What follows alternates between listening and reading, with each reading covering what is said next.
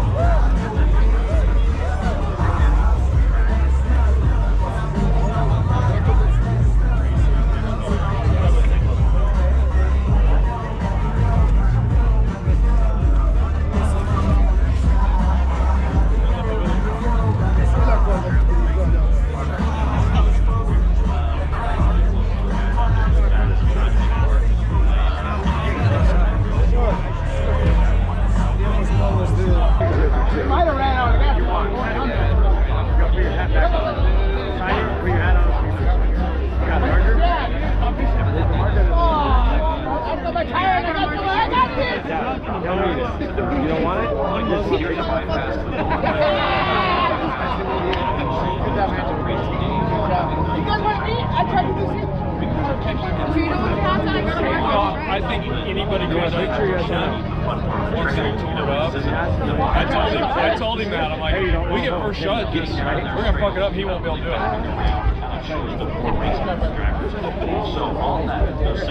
Now, Josh. That is the 4417. The only winching we did was just dumb little stuff where I got off line and we got hung up. Spinners and outer limits. We got stuck going down the hill. I just didn't have enough bump to get on down the hill. But you're here at the finish, and that's all that matters, so congratulations on now. And it looks like we've got Chip McLaughlin coming down. spot, JP Gomez. And in that number 1 spot, Mr. Kyle Cheney.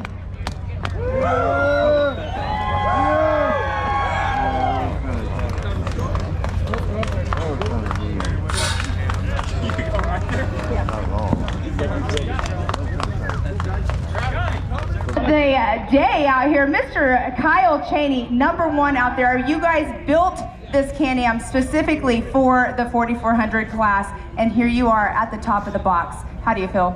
Oh man, it's awesome, you know, to race with the best in the business. I mean, all these guys are awesome, and you know, I've always watched this race since I was younger, and watching all these guys, and you know, I've watched every race and the way they race, and you know, I've always wanted to be out here and race with them. And you know, I don't have a 4400, but I have a UTV, and you know, so we kind of started there. And you know, last year, you know, we had some mishaps and stuff, and you know, we weren't able to win, and so Can-Am and CT Raceworks kind of joined forces and built us a chassis that is, you know, probably more 4400 than UTV. And you know, we put in a bunch of work. I flew back and forth out here. I left a rig at Terry's, and I flew back and forth like 5 times this year testing. And you know, Mike from Fox came out, and we did a bunch of testing. And I mean, we got my car as good as we can get it, and it wasn't good enough in the desert. Those guys were still way faster than I was. Like he said, Blyler was freaking just ripping through the rocks. I'm like, man, there's no way I can run that pace.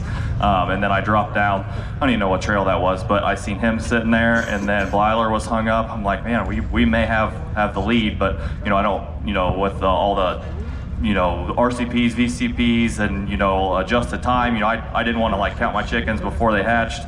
But yeah, I mean, it's just that race was crazy, and I was really happy just to be back here before dark. Exactly. I mean, it was a brutal race though, but I mean, you had a lot of people cheering you on, a lot of people going, oh my gosh, I can't believe this is happening. But all that matters is you're here. You're on top of the box. You're a man on a mission, and you just accomplished it. We got to get those awesome photo ops with that champagne. So you guys grab your bottles. The shadowing of the blocks, or playing with your mind, but doing this at nighttime is going to be a whole different ballgame. I mean, you can't see what's coming unless your lights are like super bright.